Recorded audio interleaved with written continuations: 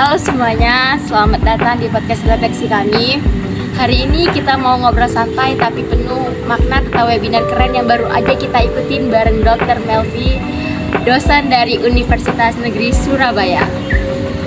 Yang temanya itu adalah strategi membina kepercayaan diri dan bakat anak sejak kecil. Webinar ini menurut saya sendiri tuh inspiratif banget teman-teman, karena ngebahas hal yang dekat sama kehidupan sehari-hari. Gimana caranya bantu anak biar tumbuh percaya diri dan bisa ngembangin bakatnya sejak kecil. Dan pastinya di sini saya nggak sendirian. Di sini juga sudah ada teman-teman saya dari Prodi PG PAUD. Juga di sini ada Gila, Putri, dan Jona. Kita bakal sharing-sharing hal yang paling berkesan dari webinar kemarin dan membahas juga hubungannya dengan teori kecerdasan dari Gardner dan Sternberg, plus ide-ide kreatif nih dari kelompok kita yang bisa diterapin buat anak usia dini. Jadi buat yang lagi dengerin, siapin diri ya, karena obrolan kita bakal santai tapi banyak banget poin yang bisa diambil.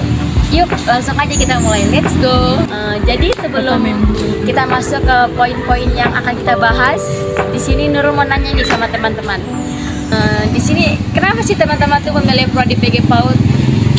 Kenapa nggak kayak PGSD atau bimbingan konseling? Ya teman-teman ini tertarik banget ya sama anak-anak kecil. Jona, boleh Jona, silakan. Terima kasih atas waktunya. Alasan saya ingin memasuk prodi PG PAUD saya sudah jelaskan cepat. Ya, memang terpaksa sih, memang ada dari niat hati untuk mengajak anak-anak menjadi lebih baik lagi dan tulus berarti ya. Iya. Tapi dari sisi lain memang aku juga kayak anak-anak juga, makanya agak tertarik lah untuk mengambil prodi PG PAUD. Putri dengan Gila gimana nih? Atau terpaksa atau gimana? Oh, kalau soal itu enggak dong, enggak terpaksa, karena kan kemauan dari diri kita sendiri. Kita mau menjadi guru. Karena kan ya. Sebelum kita masuk ke tingkat SD itu pasti ada tingkat TK PAUD gitu kan. Di PAUD kan kita kan bertemu anak-anak yang berbeda-beda ciri-cirinya kan. Dari prodi ini juga kita kan belajar gimana sih anak-anak berkembang. Dari anak usia dini inilah ya. Kita mengerti ya. Kalau saya sendiri sebenarnya terpaksa sih. Terpaksa. Oh. Tadinya nggak bisa nerima juga di diri kok.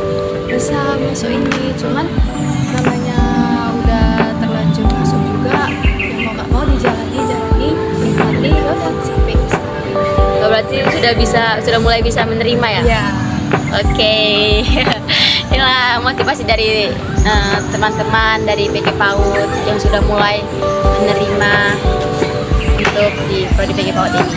Oke, jadi kita langsung masuk aja ke poin-poin penting kita yang akan kita bahas pada hari ini. Nah, insight paling berkesan bagi teman-teman dari webinar kemarin tuh apa sih? Dari siapa dulu nih? Putri? Kalau dari aku sendiri nih ya, yang paling menonjol waktu dokter Melvi bilang itu setiap anak itu unik gitu kan. Apalagi tugasnya itu hanya bukan untuk membandingkan tapi mendampingi. Mengapa gitu? Karena kan kita langsung berpikir, oh iya juga ya, tugas kita tuh mendampingi, bukan malah kayak mengekang, bukan. Karena kan pada setiap anak gitu punya cara dan waktu tumbuhnya dengan sendiri secara beriring dengan waktu. Nah, jadi aku belajar gitu kan, percaya diri anak tuh tumbuh kalau mereka merasa diterima apa adanya, didengarkan. Setelah didengarkan kan, dari situlah kita mulai, dari situlah anak-anak itu mulai mengerti, oh aku ini bisa. Oke, kalau dari Keren banget sih ya, benar. Kalau dari Jona nih, apa nih? Kalau dari webinar dari Dr. Melvi yang sebelumnya, menurutku sih benar, bagus. Menurut aku juga Dr. Melvi itu juga pas mengatakan bahwa pentingnya kita memberikan apresiasi kecil kepada anak usia dini. Karena terkadang kita juga merasa harus menunggu hasil besar dulu untuk menguji anak tersebut. Dan kata beliau juga, hal kecil kayak kamu udah berusaha keras hari ini, itu aja sudah membuat kita menghargai usaha anak itu tersebut kan. Dari situ juga aku mulai mengerti bagaimana untuk kepercayaan diri anak itu harus dibangun dari proses, bukan cuma hanya sebuah hasil saja. Iya Berarti sih. kayak nikmati prosesnya ya. Iya. Dijalanin gitu ya kan. Jalanin lah. Kalau aku sendiri tuh terkesan pas beliau bahas tentang peran orang tua dan guru. Katanya anak kecil itu belajar menilai dirinya lewat cara orang dewasa memperlakukannya. Jadi kalau kita misalnya sering berbicara tentang hal positif, anak itu juga bakalan tumbuh dengan pandangan positif tentang apa yang mereka lihat. Intinya anak belajar dari contoh, bukan cuma dari nasihat atau kita memberi cuma itulah intinya dari nasihat, bukan dari nasihat. Ya, Nurul juga setuju nih sama teman-teman. Dari situ kelihatan ya kepercayaan diri itu nggak muncul tiba-tiba, tapi dibentuk dari lingkungan yang suportif sejak kecil. Lanjut ke bagian 2, hubungan dengan teori intelijensi. Sekarang kita bahas hubungannya sama teori kecerdasan. Siapa dulu nih yang memulai? Jana boleh? Oke, kalau dari aku nih, jadi aku teringat dengan teori dari Howard Gardner tentang multi intelligence, yang katanya setiap orang itu punya macam-macam kecerdasan, yang ada di cerdasnya bagian musik, olahraga, bahasa, dan lain-lain. Nah, strategi untuk membangun kepercayaan diri itu harus sesuai dengan kecerdasan yang ada pada seorang anak.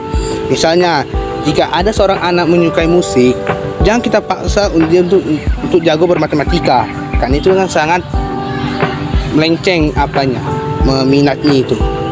Jadi kita harus mendukung anak tersebut apa yang dia suka gitu, agar supaya Dalam minatnya mereka ya. iya, dalam minat mereka. Dalam misalnya kalau sudah aku bilang tadi, kalau dia suka musik, yaudah kita bangun kepercayaannya, kita bangkitkan semangatnya, kita ajarinnya sampai dia mengerti bagaimana cara memainkan sebuah alat musik. Itu dari aku ya. Relate banget. Setuju banget sih sama apa yang dibilang Jona ya kan. Jadi kan kalau menurut saya sendiri ya, apalagi dari teori Robert Sternberg itu kan dia bilang gini, kecerdasan itu ada 3, analitis, kreatif, dan praktis. Nah, kepercayaan diri itu bisa tumbuh kalau anak punya kesempatan buat mengembangkan ketiganya itu, yang analitis, kreatif, dan praktis itu. Nah, misalnya anak kreatif bisa diajak bikin kayak karya seni. Kalau anak praktis bisa membantu kegiatan orang tua di rumah, seperti mulai dari hal-hal kecil lah, membantu orang tua maupun ayah maupun ibu, ataupun bermain bersama saudara-saudaranya. Dari situ anak bisa belajar, aku bisa, dan itu yang bikin mereka percaya sama diri mereka sendiri. Kalau mereka itu bisa mengerjakan apa yang mereka inginkan gitu. Boleh. Dua teori itu saling nyambung banget sih ya. Iya benar. Intinya kalau kita paham tipe kecerdasan anak itu, kita bisa bantu mereka berkembang di bidang yang cocok. Anak jadi lebih percaya diri karena merasa mampu dan diakui. Itu sih. Iya benar banget teman-teman, relate banget nih. Jadi strategi membangun kepercayaan diri anak itu bisa banget dikaitin sama teori Gardner dan Sternberg. Karena intinya dua-duanya ngajarin kita buat memahami potensi anak dari berbagai sisi. Apalagi nih buat kita nih yang nantinya bakal menjadi calon pendidik buat anak-anak usia dini. Jadi memang benar-benar relate banget sama kehidupan sehari-hari. Kita lanjut ke bagian 3, ide kreatif dari kelompok kita nih. Apa sih ide kreatifnya gitu kan? Boleh nih, siapa duluan yang memulai? Iya nih, mulai dari saya teman-teman. Ya, jadi ide pertama kita tuh bikin pojok percaya diri gitu kan. Di pojok ini anak-anak bisa pajang hasil karya-karya mereka, kayak gambar, maupun tulisan ataupun yang mereka buat sendiri gitu ya kan teman-teman. Jadi setiap minggu tuh guru-guru tuh bakal ganti dan kasih apresiasi kecil kayak stiker, aku hebat hari ini gitu tuh. Nah, jadi kayak anak tuh merasa bangga dan termotivasi buat terus berkarya. Jadi mereka nggak bakal takut akan apa yang mereka kerjakan, itu yang mereka bisa. Jadi kan seiring berjalannya waktu kan pasti bisa untuk berkembang gitu. Oke. Ya menurut ide dari si Putri sih bagus ya. Kalau dari ideku nih tentang kegiatan berani berbicara. Semisalnya setiap pagi anak itu dikasih kesempatan untuk bercerita ke depan, untuk menceritakan apa misalnya pengalamannya, bagaimana caranya, bagaimana ya pengalamannya, cerita yang sudah dibaca dia mulai buku dongeng itu di depan teman-temannya. Topiknya sih bebas ya, entah itu berhubungan dengan mainan, keluarga atau hal-hal yang lucu. Ini juga untuk meningkatkan kepercayaan diri seorang anak juga, agar dia lebih berani lagi mengungkapkan apa yang sudah dia lihat atau yang sudah dia baca dari sebuah buku ya kan, bisa diutarakan ke teman-temannya gitu. Ya walaupun nggak semua lah bisa diapain anak-anak juga, anak-anak lah kan kadang seorang anak tuh bisa semua bisa dia ceritakan, kadang tuh terbiasa. Kadang ada juga seorang anak ya kurang ya, masih gagap-gagap gitu, masih gugup. Karena kan kompetensi mereka berbeda-beda. Iya. Setiap anak kan berbeda-beda. Makanya kita juga sebagai calon pendidik pun harus bisalah mendukung agar supaya anak tersebut bisa lebih berani lagi. Boleh. Ya, dan yang terakhir ini dari saya, karena memang tinggal terakhir saya sih. Jadi bisa juga sih dilakukan di rumah lewat jurnal kebanggaan anak. Jadi orang tua setiap malam tuh nulis satu hal positif tentang anaknya yang berkaitan tentang anak tersebut. Misalnya hari ini kamu mau berbagi mainan. Hal kecil kayak gitu bisa bikin anak ngerasa bahwasannya dirinya itu disayang dan dihargai tanpa syarat. Itu sih kalau dari aku. Keren banget sih ide dari teman-teman kita ini. Semua sederhana tapi punya dampak besar buat ngebentuk kepercayaan diri anak sejak dini. Karena anak sejak dini ini mempunyai rasa ingin tahu yang besar. Ya, terus juga Lebih menirukan, ya, mencontoh. Lebih menirukan orang dewasa sih. iya, dia ini lebih cepat gitu niru orang dewasa, kayak makanya nih kita nih yang orang-orang dewasa nih kayak harus punya contoh yang baik buat anak-anak usia dini. Kalau misalkan kita berkata kasar tuh pasti anak-anak usia dini tuh bakalan ngikut gitu. Terbiasa lah nanti. Apalagi kan sekarang kan pasti teman-teman sering jumpain anak-anak yang berkata-kata kasar, kotor. Itu mungkin dari orang tuanya, mungkin dia kayak Atau yang sering berantem, atau orang tuanya nih manggil ayah atau mamanya nih kayak dengan cakap-cakap yang Kurang kurang bagus, kurang baik.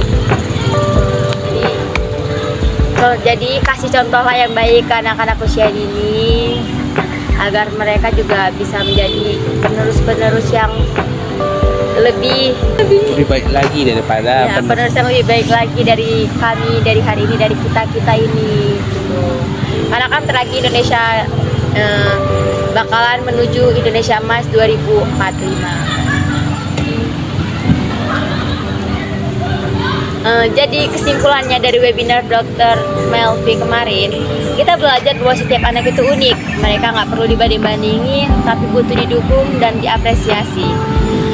Kalau kita hubungkan sama teori Gardner dan Sternberg, kuncinya adalah mengenali potensi anak dan bantu mereka berkembang dari situ. Nah, benar sih, kepercayaan diri anak itu tumbuh dari pengalaman positif dan dukungan dari orang-orang di sekitarnya gitu. ya itu betul juga. Tapi lebih diapakan lagi, anak kita juga harus membuat anak itu lebih percaya diri. Kalau dia bisa berani untuk mencoba gitu, berani untuk gagal dan berani bangkit lagi. Kan kita lihat kan banyak anak-anak kan tidak pede gitu, kayak pede untuk melakukan mencoba, misalnya mencoba hal yang baru lah, dia kayak merasa di zona nyaman terus, dia zona nyaman itu ya pekerjaannya, itu dia lakukan dia. Setidaknya kita juga mensupport atau membantu anak-anak untuk bisa keluar dari zona nyamannya untuk mencoba hal yang baru. Nah, dan anak yang berani seperti itu biasanya mereka Tumbuh jadi anak yang pasti hebat bakalan dan tumbuh menjadi anak yang hebat dan kreatif. kreatif. Iya benar. Iya sih, benar banget.